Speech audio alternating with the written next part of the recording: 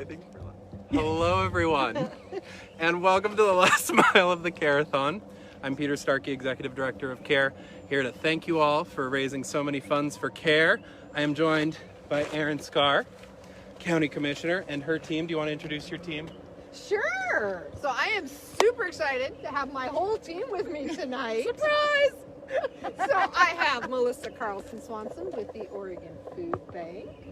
I have Michelle Bradley with the Port of Tillamook Bay. I have the famous Sydney Elliott, professor at Tillamook Bay Community College.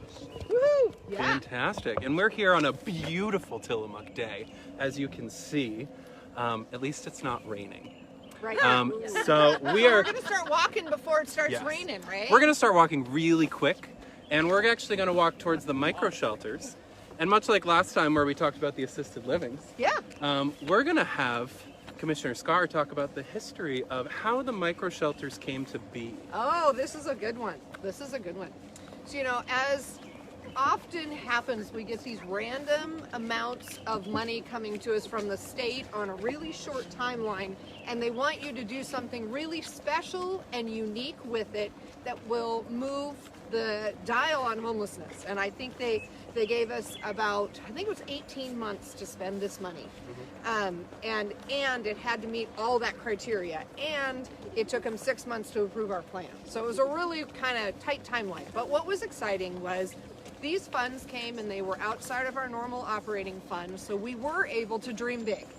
We brought a consultant on board, had the consultant go and just do some research on models of sheltering that were being used across not only the state, but the region. And look at what do we think would really fit here.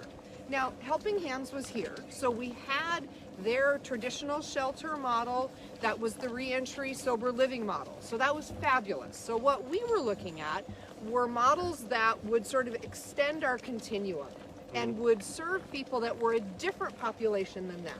Because ideally, in a perfect world, we'd have a full continuum of services for those experiencing homelessness.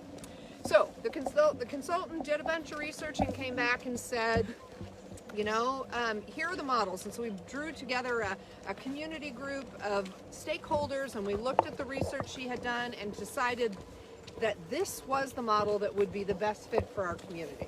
Because it allowed us to serve individuals, it would allow us to serve couples, it would allow us to serve a single parent with a child, it would allow us the flexibility to have different configurations in there, right?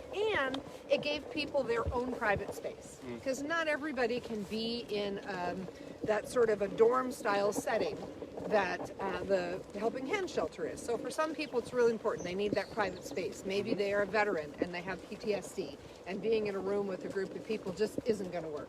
Yeah. So we decided micro shelters would be an awesome model for Tillamook County. So the next step was, well, where are you going to put them? And at this same meeting, it was Pastor Tim Main was there. And he came up to me afterwards and he said, I think I have land for you. And it was one of those serendipitous moments, right? Where you have this amazing idea, you have money to make it happen, and you happen in your meeting to have someone with the property and the passion for the mission to partner and do this work. So out of that, the micro shelters were born. They were a little more tricky to build than we thought. We had originally had a plan in partnership with a nonprofit here that was a veteran-serving nonprofit that is no longer here. They were our first contractor, and they got us all kicked off. And they got 2 micro shelters mostly built, and another one started, and then the pandemic hit. So during the pandemic, unfortunately, this was a new nonprofit, and it failed. And that can happen. Yeah. So we had to shift gears, and we got another another contractor, and funny, we got a little more money that showed up. It's again the serendipity, and we were able to finish it up. So as I was leaving, they were being finished. So then, Peter, the story actually becomes your story. Yay! Because when I left, I had signed a contract with the electricians. None of them had power, and I was out of here. So, back in January was actually when we got everything hooked up. So the electric was on, and we were able to start moving people in. And we have 6 micro shelters right now. Because of the pandemic, because our staff are so focused on getting rent assistance out, we haven't been able to fill it to capacity yet, but we've been able to we have our little friend over here coming to say hi. I know, I love this horse. Got a fence there. Oh. But we were able to start with 2 individuals who were at the micro shelters. One of them was able to find permanent housing through one of our programs, Yay! actually very quickly, probably within a month and a half. And currently we have 4 households that are actually in our micro shelters. And we have a second individual who's going to be finding permanent housing through one of our Awesome. programs. That is awesome. And that was really the hope and the goal, right? Yeah. Micro shelters, as we'll see when we get there, they don't have bathrooms in them, they don't have kitchens in them. It really is a safe place to sleep and to lock up your things, right? It's a place where you can feel really safe. But it doesn't have a bathroom or a kitchen. The bathrooms are in the church, which was one of the really important parts about this partnership with the Adventist Church and specifically the Adventist Community Center. Which has been an amazing partnership. Really, Pastor Main and the Adventist Church have been absolutely amazing, Yes. Especially opening up the Herald Center to support our clients here. Yes. Our joint clients has been really amazing. Yes. So our goal was never that these would be in any kind of long-term setting. This really is intended to be transition. A lot of times people need a place to stay so that they can find a permanent home. Yes. It's really hard to do the work to find a permanent home when you don't have a place to be every night. Yep, and that's one thing that I know that I talk about frequently is that this isn't a permanent solution. It's something that we want to get people in. We want to do intensive case management. Yes. And that's one of the first things that we talk about is really that intensive case management with our clients because we're really checking in. We want to get them into permanent housing. And for some people, it really is about having that private space, but it's also about there's been that missing link of being able to check in, of having that time and having that space to save up, to be able to do all of the work, and to really make it so that they're in a position and they're prepared to have that permanent housing. Yes, for sure. Yeah, and it's I don't know. It's a tool in our continuum. It's what we need, right? We need to be able to meet people where they are and offer what they need, so they can then take that as a springboard to where they're going. Yes. And we're gonna hike a left. We're going to go through the tall, wet grass. 'Cause it'll be more fun that way. We missed the turn. At your next opportunity, make a legal U-turn. So, Okay, are we U-turning? Here we go. we're U-turning Everybody going go back this way.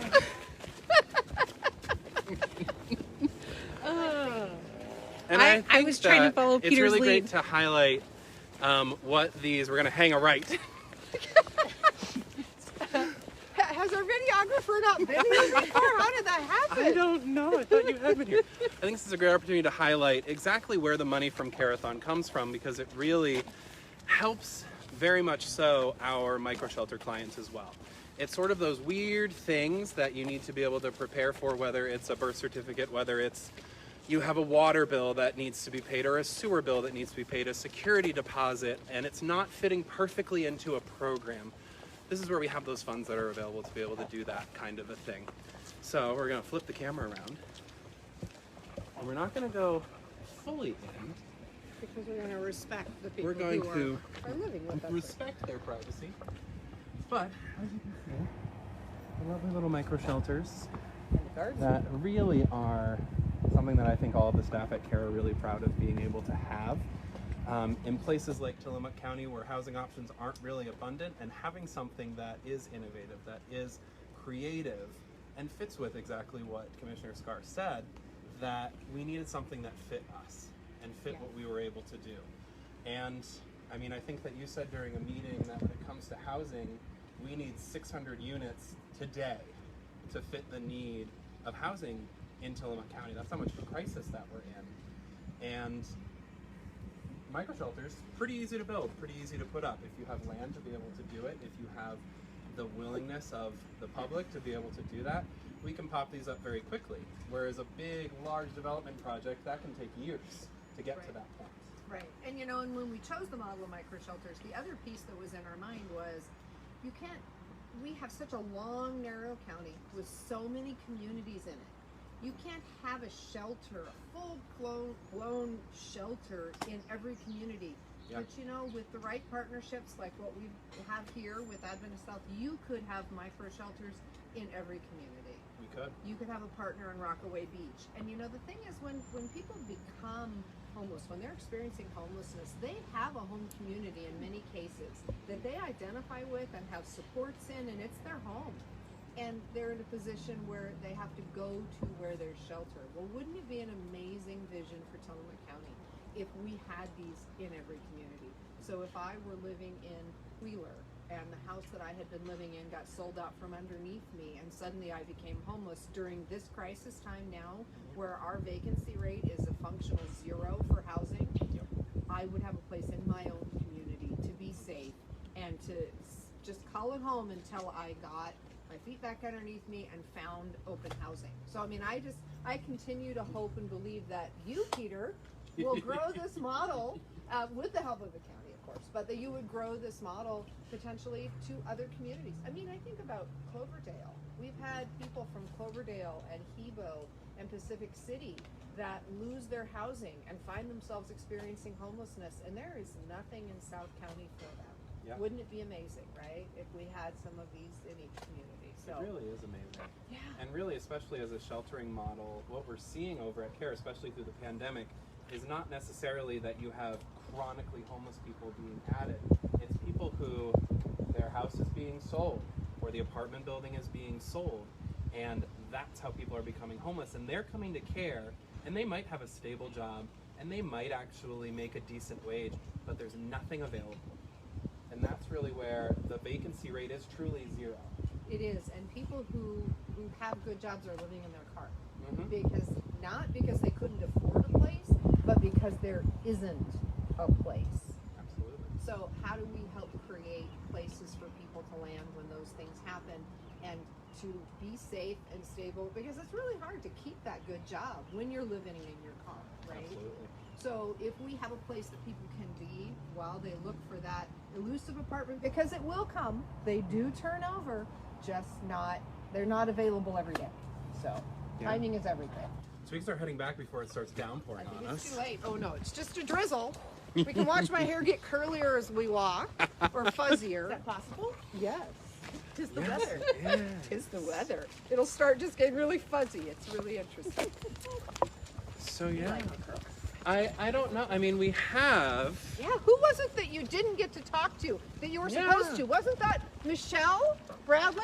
I believe What? that Michelle Bradley was supposed to come And do a hang out mile. with There me was and do a mile. scheduling conflict. There Well, was there's a time now. scheduling That's why I'm conflict. here. I know. Let's talk about the port. Yes, I would love. Well, Michelle. 2 of those might have been started to be built You at know the port. what? They might have been. There might have been a storage unit at the port that Correct. served as a construction site. Yes. all So part of let's the talk about a community. very close partner when it comes to us being able to build these micro shelters. Would be the Port of Tillamook Bay. You never know. You We never are know. open to a lot of different things, community related, and you know all the different boards that are trying to put these pieces together. So Absolutely. Absolutely. Well, and it's a great opportunity. You know, a lot of people want to know why we haven't just filled the Port of Tillamook Bay with housing. yes. Right? So I think it's a good time to answer that question. Right. Because it Absolutely. isn't Michelle's fault. So I'm Right. just going to That's start true. with that. It actually is in no way Michelle's fault, but I think it's important for the community to understand, because we get that question. There's all the that time. land at the port. Why Right. don't we just build housing at the port? What do you mean there's no land? So can you kind of talk got about that? boats. Woo! Right. We So got wheeled travelers sharing That's the right. road. Of Yes, course. of course. Well, out of the port we have about 1,600 acres, and it is all zoned M1 industrial, which is light industrial and manufacturing. So there is no, there's a little bit of a loosey-goosey agricultural housing, but there's no lots to be sold for housing. So we do get that question quite a bit. Yeah, I know we've had it a lot, and it's, you know, it's, the land use laws in Oregon are very, very tough. specific. Right. Very specific. They're very specific, and they're not flexible. Right.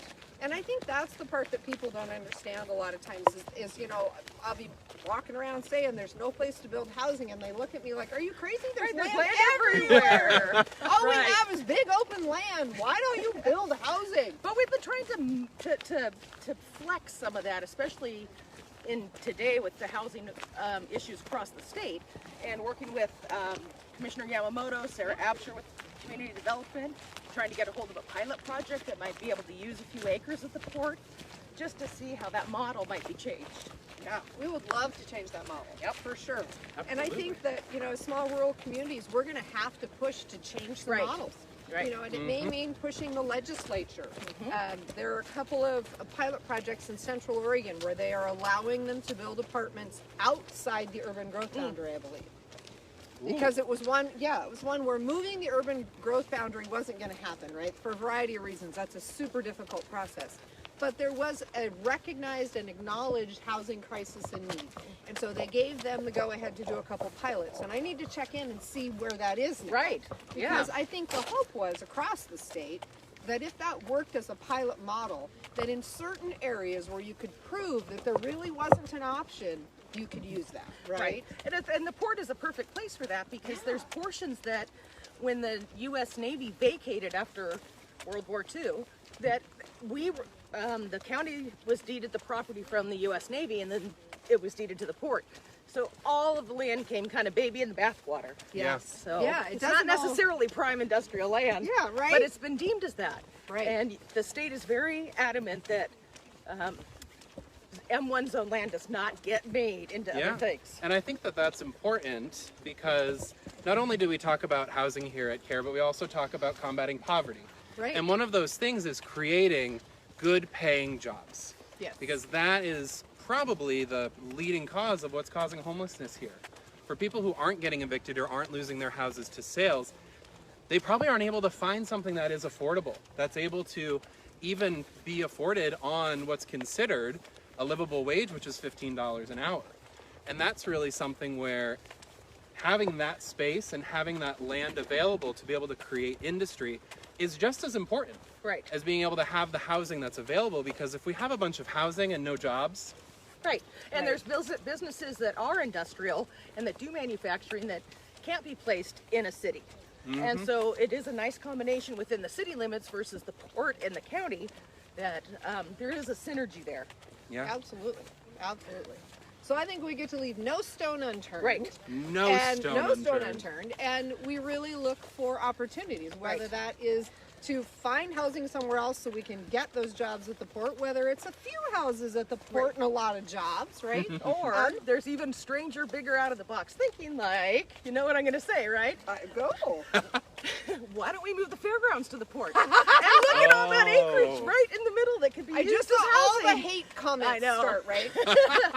but I think the model, whether it's the fairgrounds you move or something else, right? Let's look Right. within our developable borders. What else is there Right. that maybe that isn't the highest and best use of that land that would be better suited to be at the port? Right. The fairgrounds is a tough emotional That, challenge for our absolutely. community. But I have a couple other things in mind I'm not ready to reveal yet. that You know me, I'll just bleh. and that's why I'm not telling you. I'm not telling you yet. But I think highest and best use. I think Tillamook County, the one thing we cannot do is make more land. Right. Right? We can do a lot of things, but we can't make any more land. So I think we really have to look at all of our land and its highest and best use. Absolutely. And then figure out, is there redevelopment that we need to do to move how we're using our land in some cases? Yeah. And then get it to fit within or Yeah. bend to flex Yeah. the state rules. Right. Yeah. It's just, I think creativity is at the heart of solving our problem. Right. And I think Tillamook County has about as much creativity as you'll find anywhere. There are a bunch of us that like to find the rule and then just push that Push, line just push. a little bit. Kind of just a little bit. Because we have to Right. make it work, right? So, Or we yeah. stay where we are and Or we nothing s- changes. Correct. Correct. Yeah. And that is what we want to do. We don't want people to be experiencing homelessness. We don't Absolutely. want to have, industrial property sitting vacant. Right. We want to have everything that's highest and Yep. best use. Activity. So, yeah. Absolutely. And that's You guys really know, where I'm going to step back here. I definitely want to thank this wonderful team for participating in the Carathon. Yay! And I think that it's really, especially the last few minutes of this conversation, really highlights why we wanted people getting out and talking after the pandemic. Really to be able to get these ideas stirring, to get the conversations going, and to be able to be with our friends again. Yes. And that's really kind of the backbone, as somebody who's new to Tillamook, that I have seen is these creative ideas come from community, come from these relationships that are able to be built by being able to sit around a table, by being able to go out and have a walk. And I know that I really look forward to meeting a lot of you as we start to open up more, as we start to see COVID diminishing and returning to some sort of semblance. And really thank you to everyone for donating to CARE through this Care-a-thon. We're going to be collecting pledges throughout the next week, and we will give you a total number, but it's not too late to give. Definitely continue to go to our website, careinc.org, and feel free to donate. If you know any of these ladies and you want to donate to their team, feel free. But really, we appreciate every single dollar that comes in. It really goes a long way towards helping fight poverty in Tillamook County. So thank you for joining us. It is starting to rain, and I'm worried about our videographer's equipment right now. So everybody have a great night, and we will see you soon.